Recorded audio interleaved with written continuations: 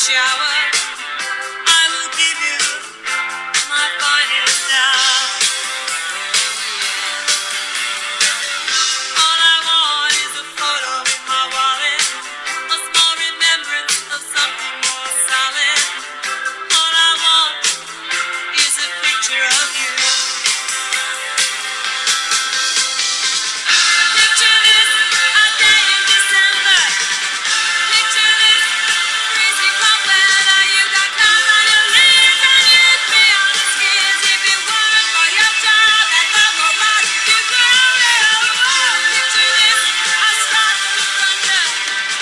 Picture this, my telephone number.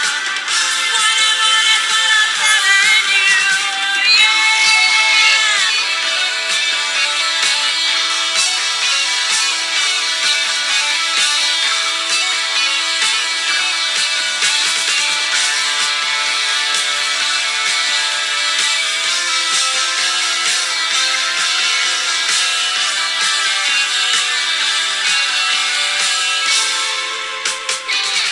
All I want is 20/20 vision, a total portrait with no omissions.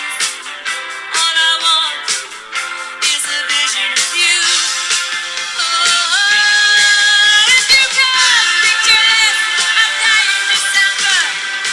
Picture this, freezing cold weather. You got clouds on your lips and you'd be on the skids if it weren't for your job at the garage. You could only hold.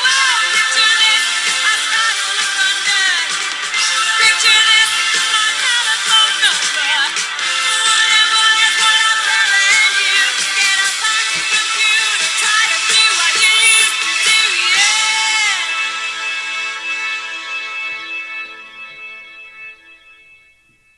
It was November 28th, 1967, in the small sun-soaked town of Mexia, Texas, a place where time seemed to move a little slower, and life was often measured in hard work and humble aspirations. The late autumn air carried a crispness, but the Texas sun warmed the streets, which were lined with modest homes and a handful of family-run businesses. On this day, in the early morning hours at the local hospital, Vickie Lynn Hogan was born. The hospital, Limestone Medical Center, wasn't a grand, sprawling institution, but rather a simple facility serving the surrounding rural communities.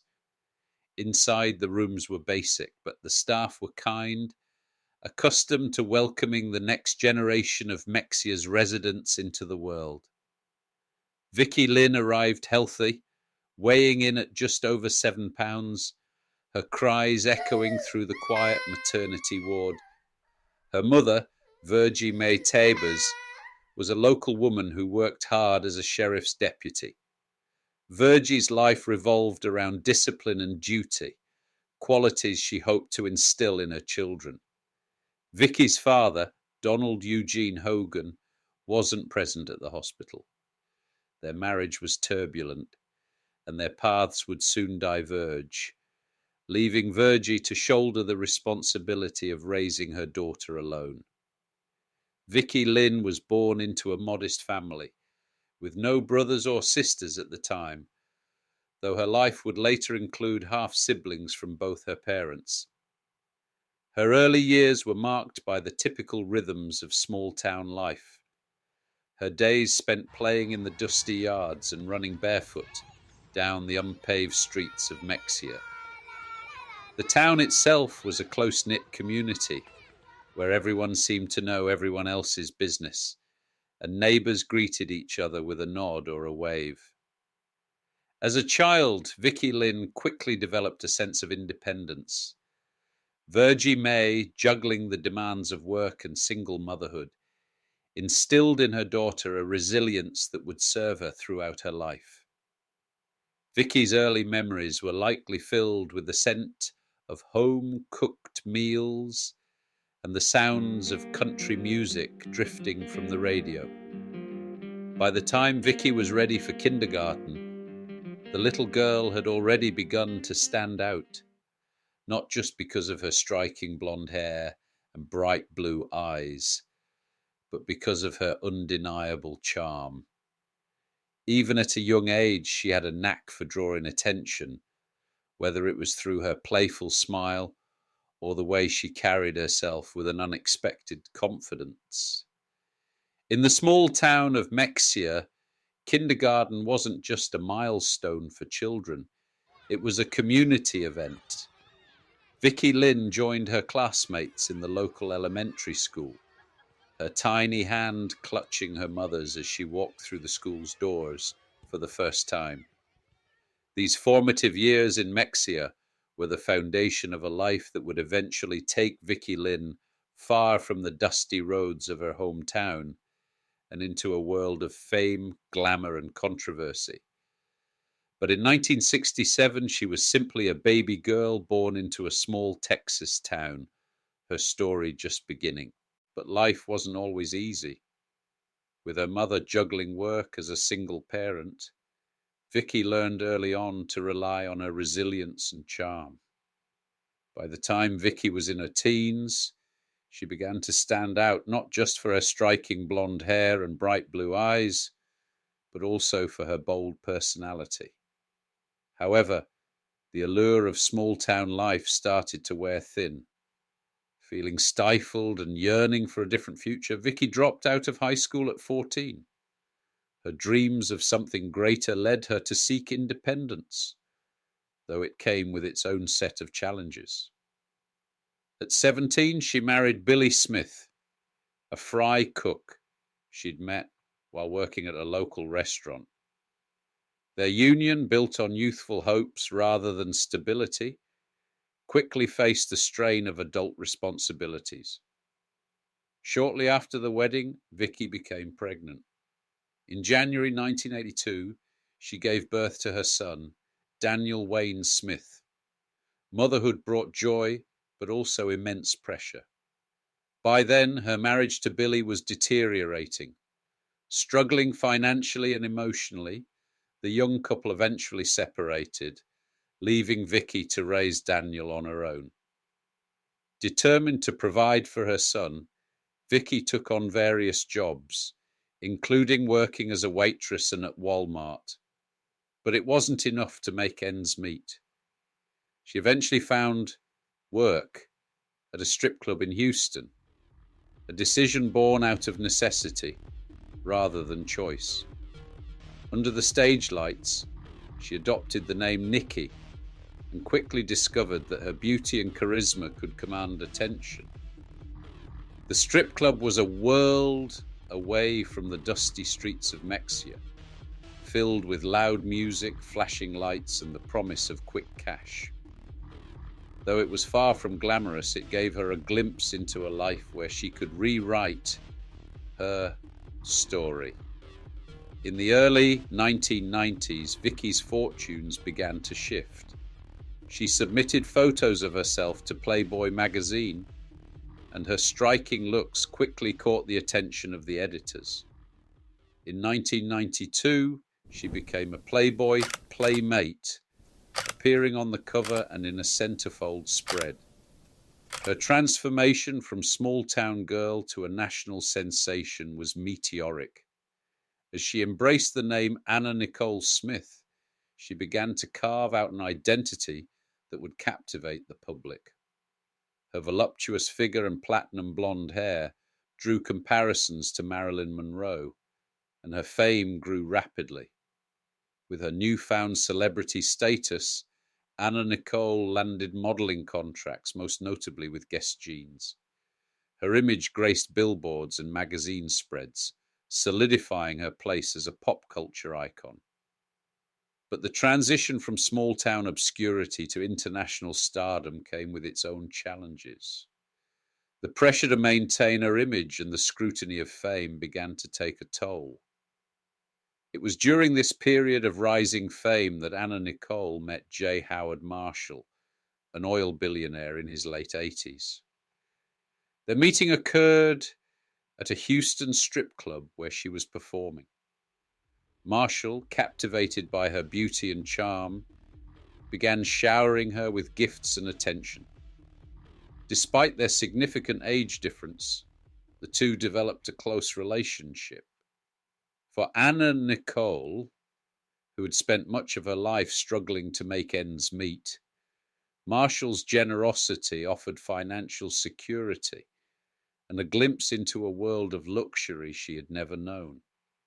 In 1994, the couple married, sparking headlines and widespread public interest.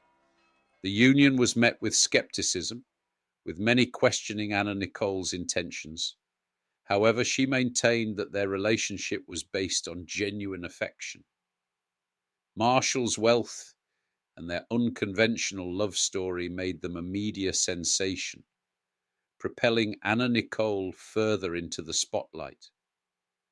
Their marriage marked a turning point in Anna Nicole's life, intertwining her path with fame, fortune, and controversy.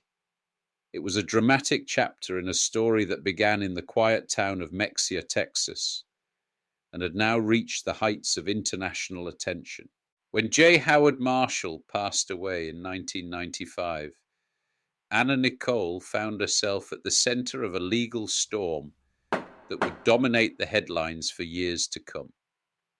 Marshall's death set off a bitter feud over his billion-dollar estate, with his son, E. Pierce Marshall, contesting Anna Nicole's claim to a significant portion of the fortune. The court battle was fierce, with accusations flying on both sides. Anna Nicole argued that Howard had promised her a share of his wealth, while Pierce insisted she was entitled to nothing. The case became a media spectacle, capturing public fascination and cementing Anna Nicole's status as a controversial figure. The legal battles took a toll on Anna Nicole, both emotionally and financially. While she fought in courtrooms, her personal life was unraveling. Her struggles with addiction became increasingly apparent, and she faced mounting criticism from the media. Anna Nicole's weight fluctuations became a focal point for tabloid headlines, with harsh commentary that only added to her struggles. Behind the scenes, she grappled with the pressures of fame and the challenges of raising her son Daniel as a single mother. In the early 2000s, Anna Nicole attempted to reclaim her narrative. She starred in her own reality TV show, The Anna Nicole Show, which offered a glimpse into her chaotic and often unpredictable life. The show was polarizing, with some viewers charmed by her larger-than-life personality and others critical of its portrayal of her struggles. Despite the mixed reception, it brought Anna Nicole back into the spotlight and introduced her to a new generation of fans. While the show allowed her to showcase her humor and charm, it also exposed the difficulties she faced behind closed doors. Her dependency on prescription medication grew more apparent, as did the strain of the ongoing legal battles. The case over Marshall's estate dragged on for more than a decade, with rulings swinging back and forth between lower courts and appeals. In 2002, a California court awarded Anna Nicole $88 million from the estate, but subsequent legal challenges reduced the amount to nothing. Adding to her personal turmoil, Anna Nicole's public image suffered due to constant scrutiny from tabloids. Her weight, a frequent subject of cruel speculation, fluctuated drastically over the years. She became a spokesperson for a weight loss product, Trim Spa, in an attempt to regain control of the narrative. While her endorsement brought her some financial stability, it also highlighted the public's obsession with her appearance. Despite the challenges, Anna Nicole's resilience and determination to support her family remained evident.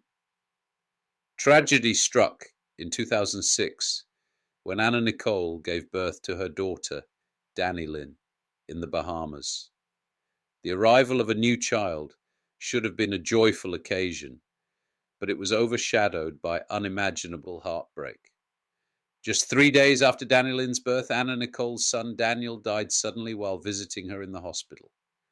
The cause of death was ruled as a combination of methadone and antidepressants, a tragic accident that devastated Anna Nicole. Daniel had been her anchor throughout her tumultuous life, and his loss left a void she struggled to fill.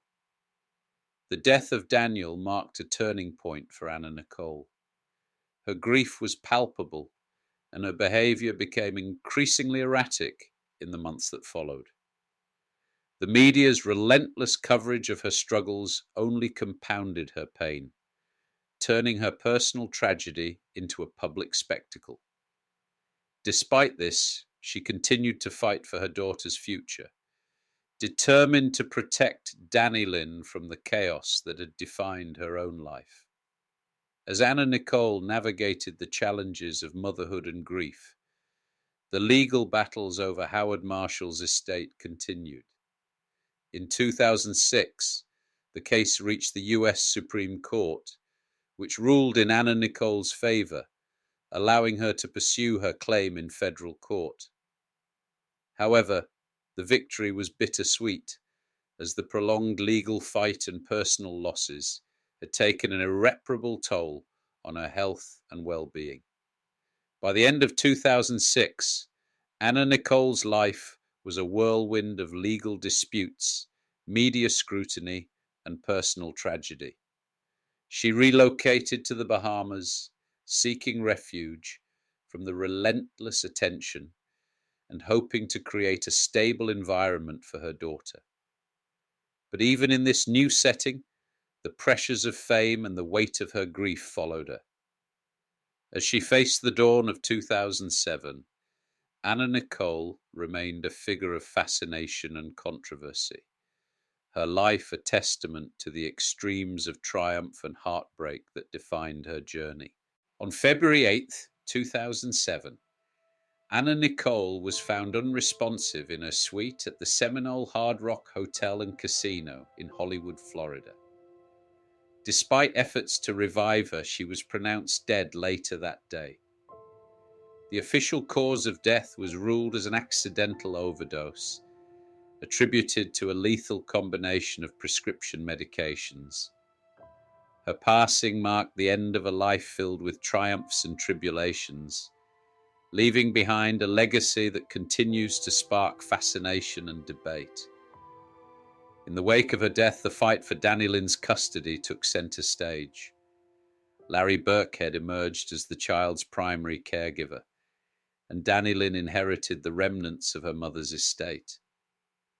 The legal battles over J. Howard Marshall's fortune, however, remained unresolved, adding another layer of complexity to Anna Nicole's already tumultuous story. Anna Nicole Smith's life was a study in contrasts, from her humble beginnings in Mexia, Texas, to her rise as a global icon, and ultimately to her tragic demise. Her story continues to captivate audiences, serving as a cautionary tale about the perils of fame and the enduring human desire for recognition and love.